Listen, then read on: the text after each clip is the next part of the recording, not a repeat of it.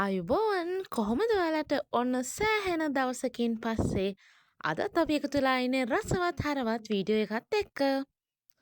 ඔයාලා දන්නවා හැමදාමත් අපි කතා කළේ අපේ ජීවිතවලට වැදගත් වෙන පාඩම් ගැන. අපේ ජීවිතවලට වැදගත් වෙන ඉතිහාස කතා ගැන.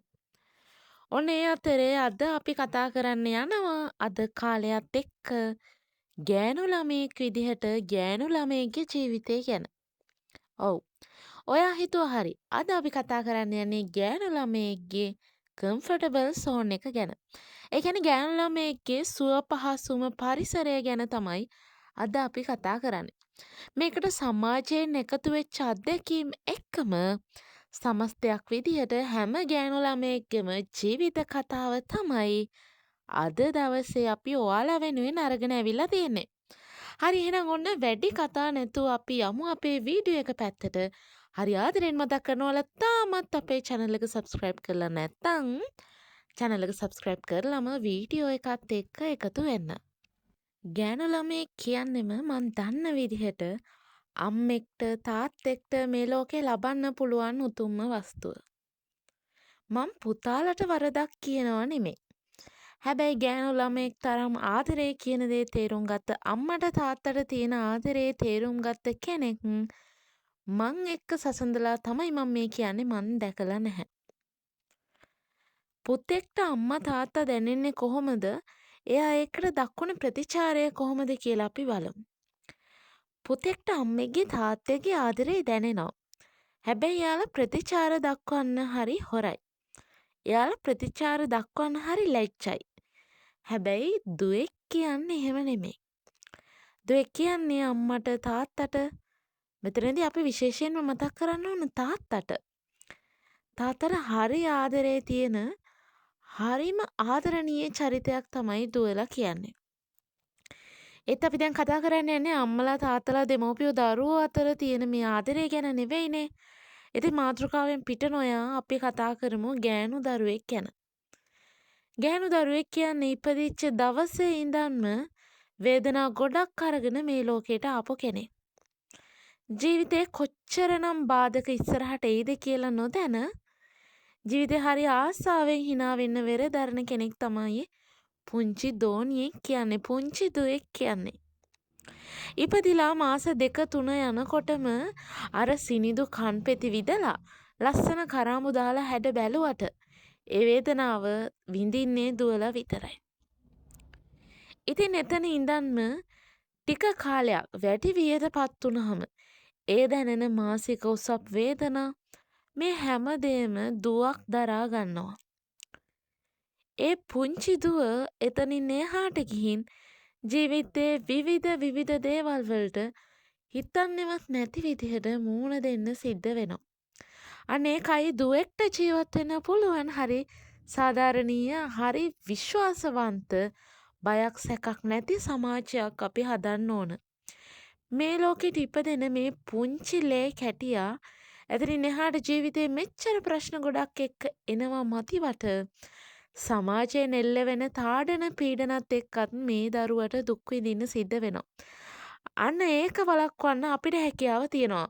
ස්වභාව ධර්මයෙන් දුවෙක් විදිහට ලැබෙන ඒ ස්වභාවික වේදනාවන් වලට අමතරව දුවෙක් විඳින්න ඕන මේ සමාජීය වේදනා අපිට පුළුවන් තුරන් කරලා දාන්න. බස් එකකට නැංගත් පන්තියකට ගියත් පාරේ ගියත් ගෙදර හිටියත් මේ හැම තැනකදීම කාටත් නොදැනුවත්වම මේ දරුවෝ අපයෝජනයට ලක් වෙනවා. මේකෙන් මං අපයෝජනය කියලා අදහස් කරන්නේ ලිංගික අපයෝජනයම නෙමෙයි. ඒ නිසා වරදවා වටහා ගන්න එපා අපයෝජනය කියන්නේ ලිංගික අපයෝජනයම නෙමෙයි. මානසික වශයෙන් උත් දරුවෙක් අපයෝජනයට ලක් වෙන්න පුළුවන්.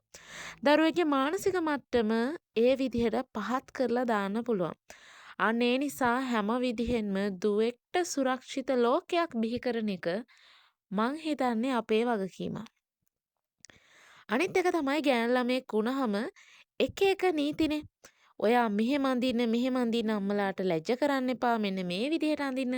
දිගට අඳින්න. අපි කියන ඇඳුම තමයි ඔයා අඳින්න ඕන. අපි කියන විදිහට තමයි ඔයා ෆැෂන් කරන්න ඕන. අනේ අපේ පවුලේ කවුරුත් මේ විදිහ කරලා නැහැ. අපේ පවුලේ කිසි කෙනෙක් නම් මෙන්න මේවා කරලා නැහැ, අරවා කරලා නැහැ, බිස්නස් කරලා නැහැ. ඉතින් මේ විදිහට නීති කන්දකට යට කරන්න නම් එපා. කවමදාවත් අම්මේ තාත්තේ ඔයාගේ පුංචි දෝනිව. මොකද දුවෙක් කියන්නේ පුතෙක්ට වඩා හයිය තියෙන. චොටි කාලේ ඉඳන් විඳින්න පුළුවන් හැම වේදනාවක්ම විඳගෙන දරාගෙන ජීවත් වෙන hina වෙන පුංචි මල් කැකුලක් තමයි දුවෙක් කියන්නේ. ඉතින් ඒ දුවගේ ජීවිතේ කිසිම සීමාවක් දාන්න එපා එයාගේ සතුට ගැන හිතලා. මම දන්නවා අම්මෙක් තාත්තෙක් වුණාම දුවක් ගැන ඒ දැනෙන හැඟීමේ ෆීලින් එක හරි වෙනස්. අපි බයයි දුවට සමාජයෙන් කරදරයක් වෙයිද, කවුරු හරි වචනයක් කියයිද, දුවගේ චරිතයට හානියක් වෙයිද කියලා. ඒත් ඉතින් අම්මේ තාත්තේ එයාත් මේ ලෝකෙ ඉපදුන එක මිනිස්සෙක්. එයා කැමති ලස්සනට අඳින්න, එයා කැමති ලස්සනට ඉන්න, එයා කැමති ජීවිතේ විඳ දරා ගන්න. ඉතින් ඒකට අනවශ්‍ය විදිහට සීමා දාන්න එපා. හැබැයි ඔයා දන්නවනේ හරි වැරද්ද තෝරලා බේරලා දෙන්න. ඉතින් තමන්ගේ දුවගෙන් සමාජයට කරදරයක් වෙන්නේ නැත්තම්, තමන්ගේ දුව කරන දේවල් වලින් තව කෙනෙක්ට හානියක් වෙන්නේ නැත්තම්, ඒ දේවල් ඒ දරුවට නිදහසේ කරන්න දෙන්න. එයා සින්දු කියන්න ආසයි නම් එයාට සින්දු කියන්න දෙන්න. එයා නටන්න ආසයි නම් එයාට නටන්න දෙන්න. ඉතින් ඒ සීමාවල් ඔයා දාලා මේ දරුවා කොටු කරගෙන ඔයාලා කැමති විදිහට විවාහ බන්ධනයකුත් කරලා දීලා ඒ දරුවාගේ ජීවිත නම් විනාශ කරන්න එපා. මොකද මේ ලෝකේ ඕන තරම් ඉන්නවා අම්මලා කියන දේ අහලා, දෙමව්පියෝ කියන දේ අහලා තීරණ අරගෙන ජීවිත වරද්දගත්ත හරි අහිංසක අසරණියෝ. එතනින් එහාට එයාලගේ ජීවිත විනාශම වෙලා යනවා. අනිත් එක විවාහයෙන් පස්සේ ගෑනු දරුවෙකුගේ ජීවිතය හරිම සංකීර්ණයි. මේක මාත් ඒ වගේම මේ අම්මලාත් හොඳින්ම දන්නව ඇතිනේ. සීමා වැඩි, වගකීම් වැඩි, ජීවිතේ ප්‍රශ්න ගොඩයි. ඉතින් ගෑනු දරුවෙක් නිදහසේම ඉන්නේ අම්මා එක්ක ජීවත් වෙන කාලේ. තාත්තා එක්ක ජීවත් වෙන කාලේ. තමන්ගෙම ගෙදර තමන්ගේ සහෝදරයෝ එක්ක ජීවත් වෙන කාලේ. ඉතින් මෙන්න මේ කාලේ එයාට සමනලෙක් වගේ, පුංචි කිරිල්ලයක් වගේ නිදහසේ පියාඹන්න ඔයාලා ඉඩ දෙන්න. එයා ආස දේ කරන්න එයාට ඉඩ දෙන්න. මොකද අපි දන්නේ නැහැ එතනින් පස්සේ එයාට මුණ ගැහෙන සහකාරයා එයාගේ ජීවිතේ කොයි විදිහට වෙනස් කරයිද කියලා. එයාගේ ජීවිතය මොන විදිහේ අඳුරකට ඇද දායිද කියලා. මොන විදිහේ සීමාවන් වලට ඇද දායිද කියලා. ඉතින් අම්මේ තාත්තේ ඔයාට තමයි වගකීම තියෙන්නේ. ඔයාගේ තුරුලේ ඉන්නකම්, ඔයාගේ ඇස්මායිමේ ඉන්නකම්, ඔයාගේ පුංචි දුවට ඕනේ නිදහස දෙන්න. එයාට ඕනේ සතුට හිතෙන හැම දෙයක්ම කරන්න දෙන්න. සීමා දාන්න එපා. ඔයාට හිතෙනවා නම් අනතුරක් තියෙනවා කියලා ඒකෙන් එයාව රැකගන්න. හැබැයි එයාට එයාගේ ජීවිතේ විඳින්න ඉඩ දෙන්න. කොහෙවත් ඉන්න තමන්ගේ ජීවිතවලට අදාළම නැති මිනිස්සු හින්දා පවුලේ නෑදෑයෝ හිතවත්තු නිසා ඔයාගේ පුංචි දුවගේ හීන බොඳ කරන්න එපා. ඔයාගේ පුංචි දුවගේ ජීවිතේ අඳුරු කරන්න එපා. මොකද එයාට මතකයක් විදිහට කවදා හරි ඉතුරු වෙන්නේ ඔයාලත් එක්ක ගෙවපු ඒ ලස්සන කාලේ විතරයි. ඉතින් ඔන්න හරි ආදරෙන් අදත් ඉල්ලනවා ඔයාටත් ඉන්නේ පුංචි දුවෙක් නම්. ඒ පුංචි දුව මලක් වගේ රැකගන්නේ පුංචි දුවට කිරිල්ලියක වගේ නිදහස දෙන්න. ඉතින් එතනින් ඔයාට පුළුවන් තවත් ගැහැණියකගේ ජීවිතය සුන්දර විදිහට ගෙවලා දාන්න. තවත් ගැහැණියකගේ ජීවිතේ විනාශ නොකර ලස්සන මතක ගොඩක් එයාට ඉස්සරහට අරගෙන යන්න උදව් කරන්න. ඉතින් ඔන්න ඔය විදිහට තමයි අද දවසේ අපි අම්මලාට දෙන, ගැහැණු දරුවෝ ඉන්න අම්මලා තාත්තලාට දෙන කතාව මේ විදිහට ඉවර වෙන්නේ.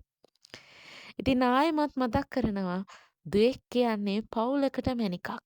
දුවෙක් කියන්නේ අම්මෙක්ට තාත්තෙක්ට එයාගේ මුළු ජීවිතේම. ඉතින් මේ පුංචි දුවලා රැකගන්න හරි ආදරෙන් මතක් කරන ගමන් ආයෙමත් ආදරෙන් ඉල්ලා සිටිනවා ඔයාලා තාමත් අපේ channel එක subscribe කරලා නැත්නම් channel එක subscribe කරලම අපේ වීඩියෝත් එක්ක දිගටම එකතු වෙලා ඉන්න කියලා. එහෙනම් ඉතින් ප්‍රාර්ථනා කරන ඕගොල්ලෝ හැමෝටම සුබ දවසක් වේවා.